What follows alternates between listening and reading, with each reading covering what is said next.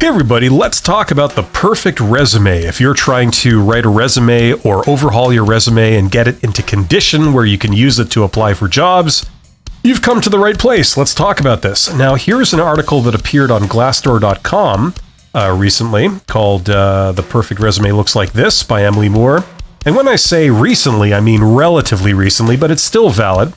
It's a short, concise little article that gives you an overview of the different components of a resume and summarizes them. And let's go through this and see how it stacks up. Now, I'm going to preface this video just by saying that for all the advice out there about resumes, of which there is a lot, okay, and there's a lot of people giving advice on this too, in other forums, but they rarely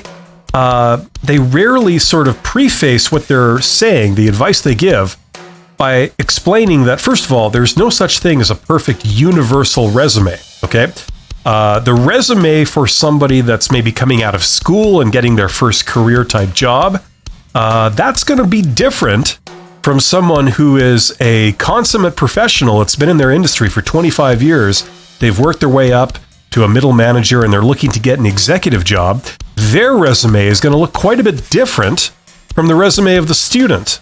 Okay, so it's very important to talk about the context and the application that you're going to be using your resume. Okay, now this article, it doesn't explicitly state it, but this article is written from the perspective that you're a student coming out of school, you're getting your first career job, or you're going for maybe an entry-level position, something very basic, okay, something not too intricate. Okay, that's the perspective it's coming from. And the other important piece of information here is that this is written from the perspective of a resume that's expected to go to a human being as opposed to applicant tracking software. Usually these days when you apply for a job online, if that's what you do, it first goes to applicant tracking software. So a human being doesn't see it as the first stage of filtering. Instead, it goes to a piece of software that decides whether it's going to pass it on to a human being, maybe a low-level recruiter, or it's going to reject the application outright at that point. Okay, so a lot of the stuff they talk about here, like formatting and things, obviously, it doesn't really matter to a machine, right? The machine just reads the text. So, so with those assumptions in mind, let's take a look at this, okay? Now let's look at the sections of the resume. Number one, it's got the person's name and contact information right up top. So that is good. That's a good thing to do. Make it easy for the person to contact you if they wish to, okay? And then it has your contact information right here. So that's good. Name and contact information right up front. So excellent. Okay, it doesn't have to take this format, but you want to make it prominent. You want to make it easy to find. Okay, number two or number three in this version of things here, it's got a section for skills. Now, this is fine. Okay, you can do this. There's nothing wrong with doing it.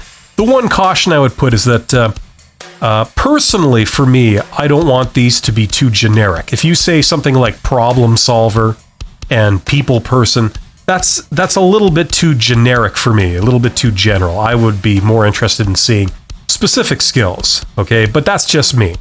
There are a ton of recruiters out there. They each have their little wants, wills, and needs, and it's practically impossible to satisfy everyone.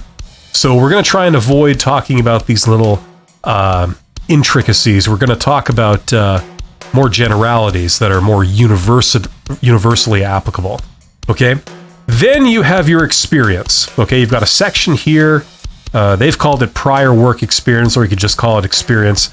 Now, I think that education should be first, but I'm in a tiny minority here. The convention is to have your experience up front, and then your education towards the end. So if this was a 2-page resume, you'd have your education at the bottom of the second page. That is the convention. That's what people are expecting. Personally, I don't think that's the end of the world. I would like to start off with education. It kind of frames everything you say. But the important thing in your experience section, okay, and they do talk about this later on down here, okay, where it says quantify your experience, okay. the thing to remember for this section here is that you want to include duties and accomplishments. You want to have both on your resume, okay? A duty is something you did. So for example, if you worked in the warranty department, you could say I was responsible for processing the warranty claims and bringing especially difficult claims to the head of the department for their personal attention, something like that. Okay, it's describing what you did. That is a duty. An accomplishment is describing some kind of accomplishment, but usually in the form of some kind of improvement, and you can measure the improvement with numbers.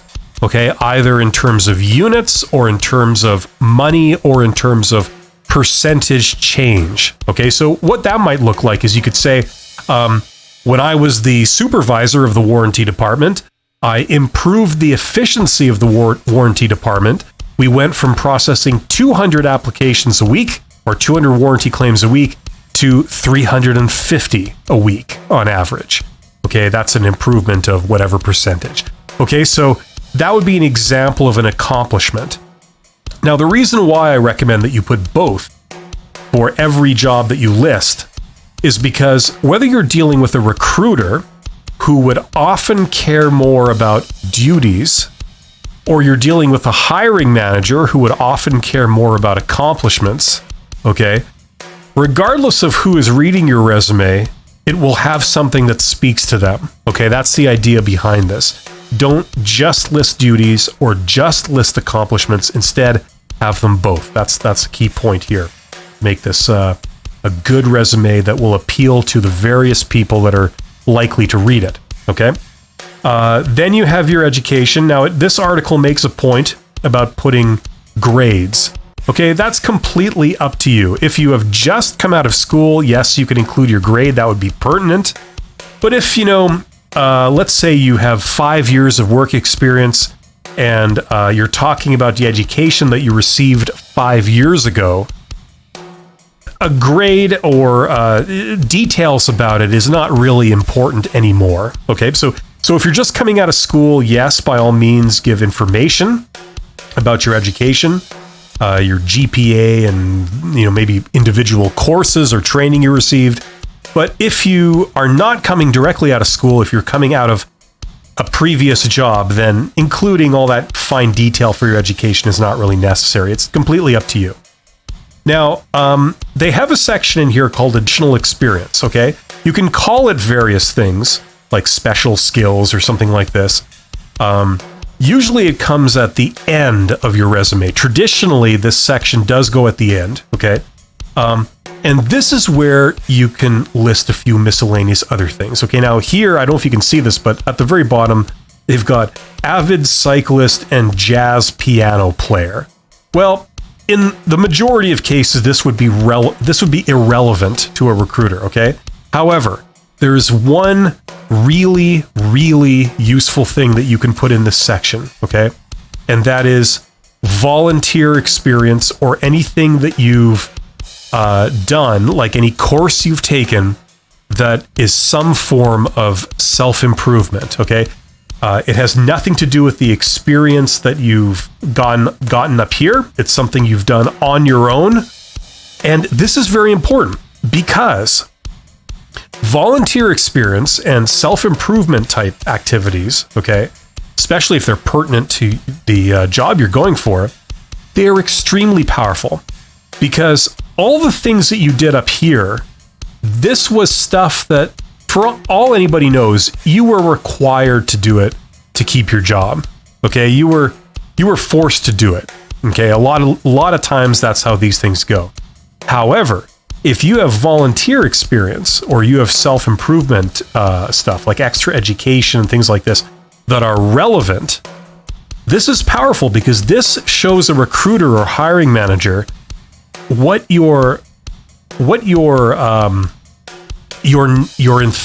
enthusiasm lies and where you have a special passion and interest. Okay, if you've gone and taken a degree in something just because you love that subject, okay, that would demonstrate that you are passionate about that subject. And it's pretty hard for people to poke holes in that, okay? If you had to get certain experience for a previous job, for all the recruiter or hiring manager knows, you could have been required to do that by your boss. And if you had refused, you would have been let go, okay? But if you got something voluntarily, that demonstrates something completely different. That proves that you are passionate about that particular thing, okay? So you see the difference? So that's why this section is, or can be, extremely valuable. In fact, this can actually be the tiebreaker between candidates, okay? Because it signals certain things about you. And a lot of the point of job interviews and things like that, based on your resume, is to determine how serious and passionate and committed you are to doing various types of work. So this is extremely powerful and pertinent, okay? So that kind of limits that. Now, there's one very brief thing I'd like to show you here, and that's something from another article. This is from an article by Zeti.com. And just this, okay, just when we talk layout, okay? Now, this is a more, I don't know if you can see this, this is a more traditional form of resume, okay? Where you have this type of layout. And there's nothing wrong with this. You could still use this. However, this is an alternative layout. And apart from looking perhaps a little more modern, okay, this does have certain practical advantages. Number one, it makes the body of the text a lot more readable because the lines don't run the entire width of the page. It's a lot shorter lines that tends to make it more readable, okay? And then you have this section they have in a color here, in a sort of dark blue.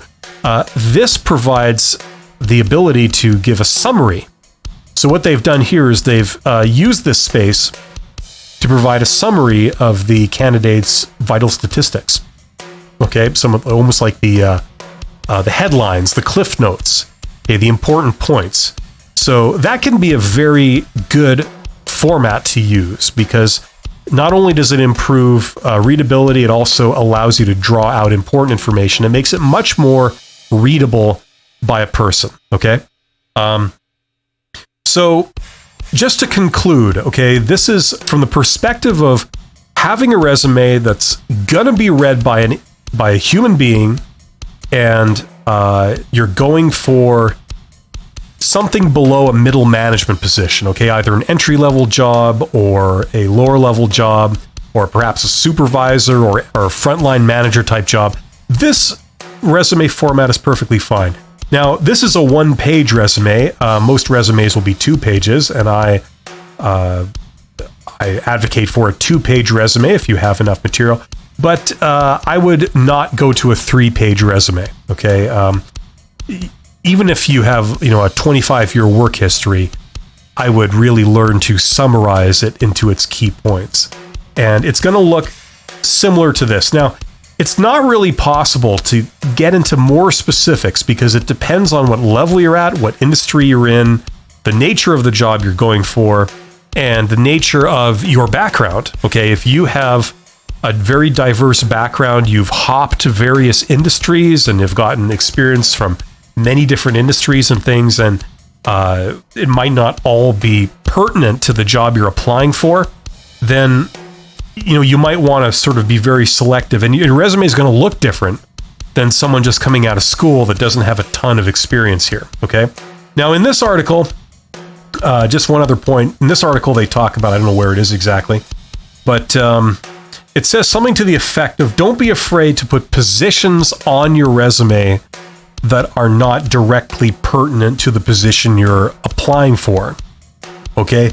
Now, opinion is divided on that one. In fact, I think the conventional wisdom these days is that you should remove positions that have absolutely nothing to do with the job you're applying for. Okay, so if you're applying for a customer service position, but you might have had 3 years working in a warehouse driving a forklift,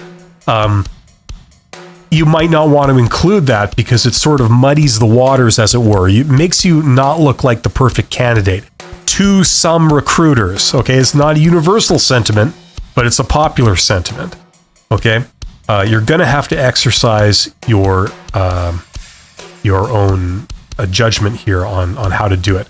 Okay, but in a general sense, that's all I can really say about the ideal resume. Okay, in the future, I'm going to look at resumes for particular levels and resumes for particular industries, and we can have a much more detailed conversation about how to do various things. So hopefully that makes sense. Thank you very much for your attention. You guys are awesome. Don't forget to subscribe, and I will see you on the next video. Take care.